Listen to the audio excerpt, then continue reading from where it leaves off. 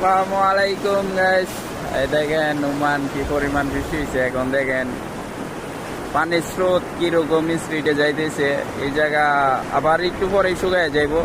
এই যে এই জায়গাটা দেখতেছেন, এইটাতেও পানি গেছিল, এখন আবার শুকায় গেছে। এখন এই যে এই জায়গাটা একটু জের, তো সেজন্য এই যে এই জায়গাতে যাইতেছে। যে দেখেন দেখাইতেছে পারে মাঝখান দিয়ে। আমার মাজরা কাজের জায়গা এই দিক দিয়ে যাইতে হয়। এই যে দিক দিয়ে পানি যাইতেছে এই দিকেই যাইতে হয় কাজের জায়গায়। এখন আসলাম পানি দেখার জন্য। অনেক দিন পরে পানি দেখে মনটা ভালো হয়ে গেল, কারণ ওমান তো এত বৃষ্টি হয় না বাংলাদেশের লাগান। ওকে, আর সবাই আমার একটু সাপোর্ট করবেন, চ্যানেলটিকে সাবস্ক্রাইব করে দিবেন।